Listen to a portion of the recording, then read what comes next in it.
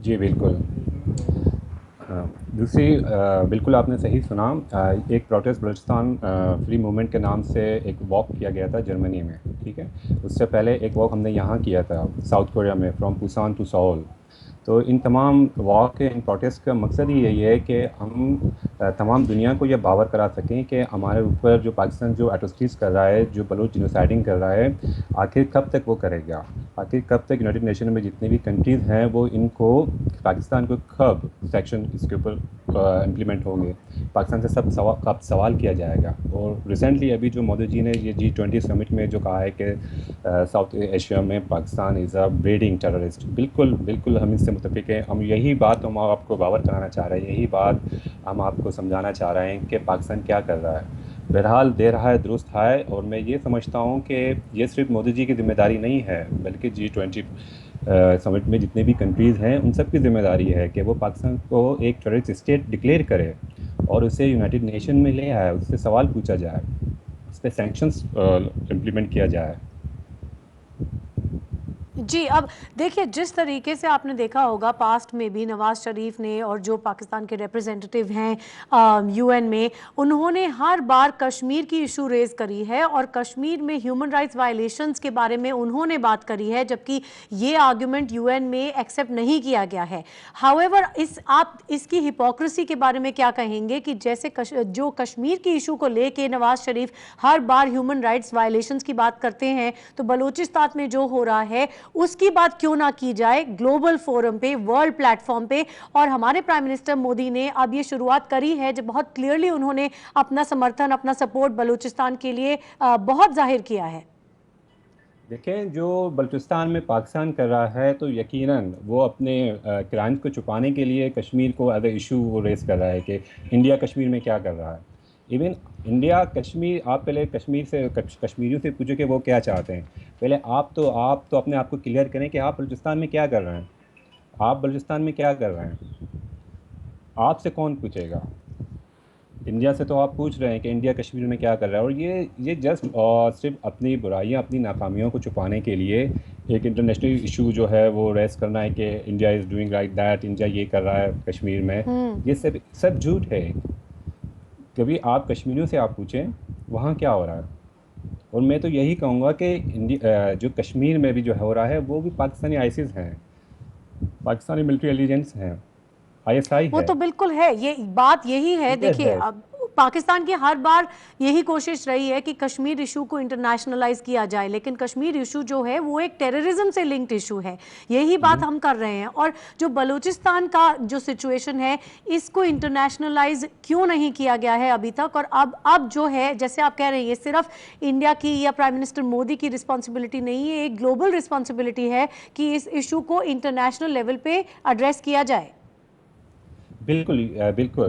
दूसरी बात मैं आपको ये बताना चाह रहा हूँ कि अगर आप कश्मीर के इश्यूज़ को सॉल्व करना चाहते हैं या बलूचिस्तान के इश्यूज़ को सॉल्व करना चाहते हैं, तो सबसे पहले आपको पाकिस्तान को एक टेररिस्ट स्टेट डिक्लेयर करना होगा, क्योंकि इन सब तमाम चीज़ों के तांता वहीं पाकिस्तान से ही बन रहे हैं।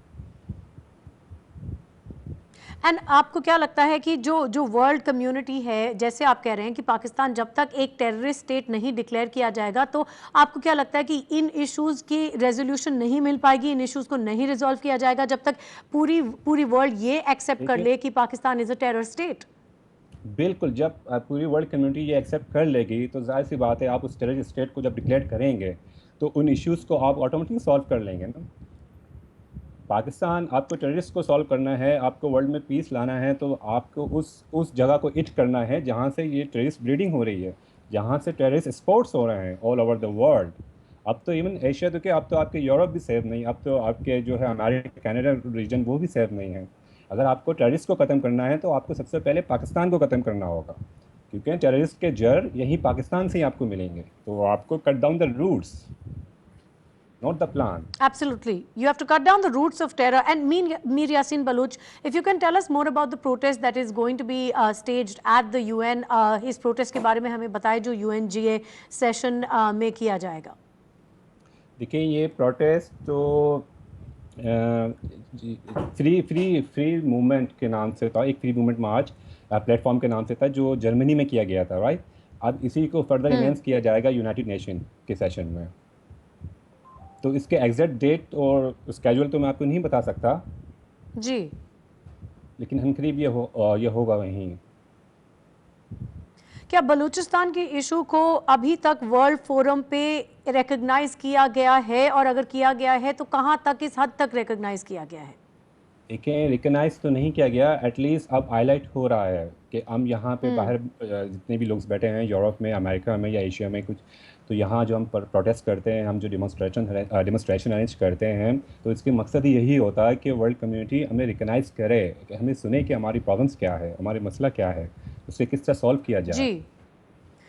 तो ये तो एक और सीरीज़ है। और जी बोलें। जी, और इसी पर्पस के लिए, जैसे जब आपने बोला कि जो प्राइम मिनिस्टर मोदी ने अपना सपोर्ट बहुत क्लियरली जाहिर किया गया है, कि आपको लगता है कि उससे वर्ल्ड कम्युनिटी भी इस इशू को रिकग्नाइज करेगी, और क्या एक्सपेक्टेशंस हैं आपकी? बिल्कुल क्यों नहीं करेगी। प्राइम मिनिस्टर मोदी जो हैं वो एक बहुत बड़े डेमोक्रेटिक कंट्री के प्राइम मिनिस्टर हैं, उनकी एक पावर है, उन्हें तो बिल्कुल वर्ल्ड कम्युनिटी उन्हें सुनेगी, क्यों नहीं सुनेगी उन्हें एटलीस्ट। और मुझे तो इस बात की भी बहुत खुशी हो रही है, और मैं बहुत शुक्रिया अदा करना चाहूँगा प्राइम मिनिस्टर मोदी की, कि एक कंटिन्यूसली, सिर्फ ये नहीं था कि उन्होंने सिर्फ एक स्टेटमेंट दिया था, बल्कि अब उस स्टेटमेंट को कंटिन्यूसली वो आगे ले जा रहे हैं, और बहुत अच्छे तरीके से हमारी आवाज़ को दुनिया तक पहुँचा रहे हैं, और ये एक बहुत बहुत हेल्पफुल है ये हमारे कॉज के लिए। तो आज जो मोदी साहब ने फ्री बलूच मूवमेंट के जो सारे लीडर्स हैं, जो सारे मेंबर्स हैं, क्या उनको ये लगता है कि उनको बहुत सपोर्ट मिल रहा है प्राइम मिनिस्टर मोदी से?